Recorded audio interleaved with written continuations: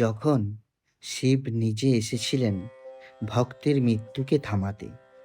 ধ্রুব ও মার্কণ্ডেয়র অলৌকিক কাহিনী। When Shiva himself saved his devotees, Dhruv and Markandeya divine stories. Hare Krishna, Krishna Krishna Hare Hare, Hare Rama, Rama Rama Hare Hare. Om Namah Shivaya.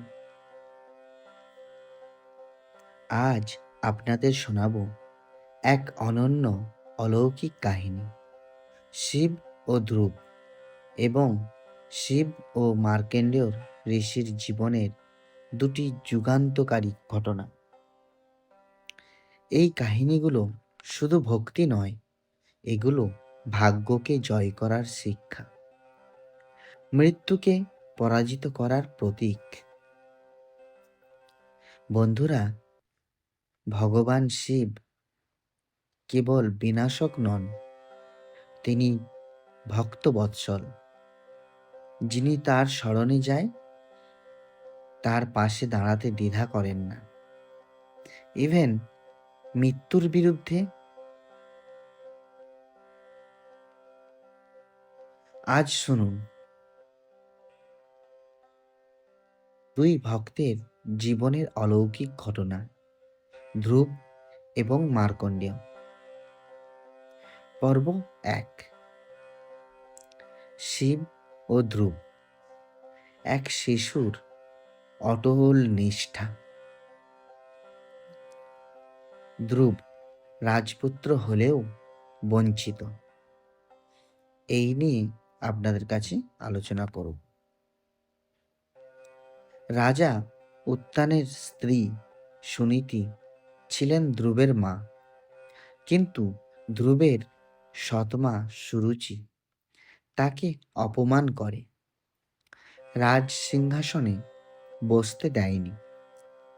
ছোট্ট ধ্রুব মায়ের চোখে জল দেখে বলল, মা, আমি এমন স্থান অর্জন করব যা কেউ কেড়ে নিতে পারবে না। মা বললেন, এ শুধু ভগবানের দয়া হলেই তবেই সম্ভব। এরপরে শিবের ধ্যান ও বরদান। চল। ধ্রুব মাত্র 5 বছর বয়সে জঙ্গলে গিয়ে তপস্যা শুরু করে। প্রথমে নারায়ণ তার সামনে আসেন, কিন্তু ধ্রুবের হৃদয়ে ছিল আরেক শক্তি। তিনি প্রতিদিন ওম নমঃ শিবায় জপ করতেন। শিব তুষ্ট হয়ে বললেন, তুমি ধ্রুব অর্থাৎ স্থির, তোমার জন্য আমি এক অমর স্থান দেব। আকাশে এক নক্ষত্র হবে যা চিরকাল থাকবে। সবাই তাকে ধ্রুবতারা বলবে। ধ্রুবের বিজয়।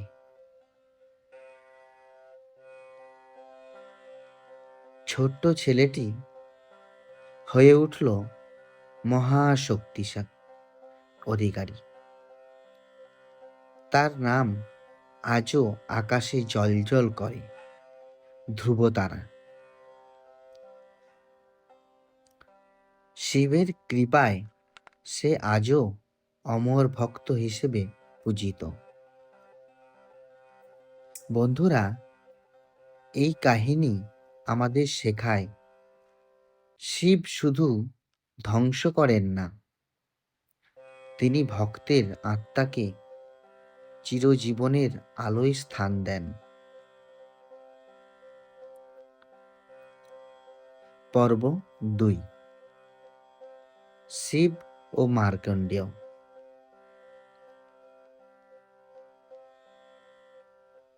চলুন শুরু করা যাক। মৃত্যুকে থামানোর গল্প। মার্কণ্ডেয়র জন্ম ও ভবিষ্যদ্বাণী। এক দম্পতি ছিল, মৃত্যুঞ্জয় ও মৃকণ্ডা। তারা অনেক বছর পর পুত্র লাভ করে। নাম রাখে মার্কণ্ডেয়। কিন্তু জন্মের সময় দেবতা বলেছিলেন, এই ছেলে মাত্র 16 বছর বাঁচবে। ছেলেটি বড় হলো, বিচক্ষণ, শান্ত, ভক্তিপূর্ণ। তার প্রিয় ইষ্টদেব ভগবান শিব। প্রতিদিন করত মহামৃত্যুঞ্জয় মন্ত্র জপ। মৃত্যুর আগমন ও চরণ ভয়, চলুন এই নিয়ে আলোচনা করি।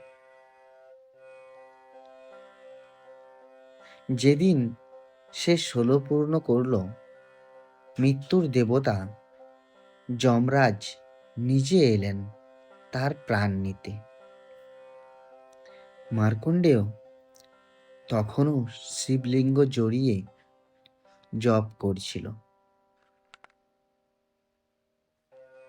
ওম তম্ব্রকম যজামহে। যম তার দিকে দড়ি ছুঁড়ল, কিন্তু ঠিক তখন শিবলিঙ্গ ফেটে বেরিয়ে এলেন মহারুদ্র। শিবের তাণ্ডব ও যমরাজের পরাজয়। ভগবান শিব রুদ্ররূপে বললেন, এ আমার ভক্ত, তার গায়ে হাত। মৃত্যু যদি তাকে স্পর্শ করে, তবে আমার তাণ্ডব শুরু হবে।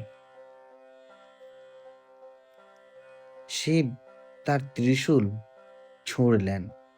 যমরাজ অজ্ঞান হয়ে পড়ল। এই প্রথম মৃত্যুকে মৃত্যু দেখানো হলো। এরপরে মার্কণ্ডেয়র অমরত্ব।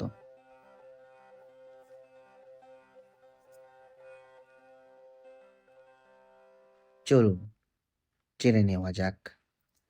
ভগবান শিব বলেন, মার্কণ্ডেয়, তুই অমর হ। তুই চিরকাল জপ করবি আমার মহামন্ত্র। আজও শিবের মহামৃত্যুঞ্জয় মন্ত্র তার নামে স্মরণ করা হয়। তিনি চিরঞ্জীবী ঋষি মার্কণ্ডেয়, যিনি মৃত্যুকে জয় করেছিলেন। বন্ধুরা, এরপরে আপনাদের শোনাতে চলেছি এর শিক্ষা। এই থেকে শিবের মন্ত্রে এমন শক্তি আছে যা মৃত্যু থামাতে পারে। বিশ্বাস থাকলে সময়ের থেকেও তুমি বড় হতে পারো। বন্ধুরা,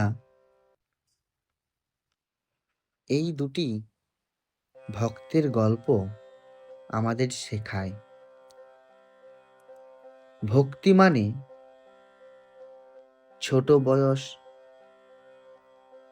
বা দেহ নয়, এটা মনের দৃঢ়তা। যে ঠিকভাবে ওম নমঃ শিবায় এইটা বলতে পারে, তার জন্য ভগবান স্বয়ং দাঁড়াতে পারেন মৃত্যুর মুখোমুখি। বন্ধুরা, কমেন্টে অবশ্যই লিখুন জয় ধ্রুব, জয় মার্কণ্ডেয়, জয় মহাদেব। চ্যানেলটি সাবস্ক্রাইব করুন, লাইক দিন, শেয়ার করুন, যেন এই অলৌকিক কাহিনী পৌঁছে যায় আর এক ভক্তের হৃদয়ে। হর হর মহাদেব। জয় চিরঞ্জীবী ভক্ত, জয় সনাতন শক্তি। বন্ধুরা, গল্পটি আপনাদের কেমন লাগলো আপনারা অবশ্যই কমেন্টে লিখে জানাবেন। আর আপনারা সবাই সুস্থ থাকুন, ভালো থাকুন। এটাই ভগবানের কাছে কামনা করি। ধন্যবাদ।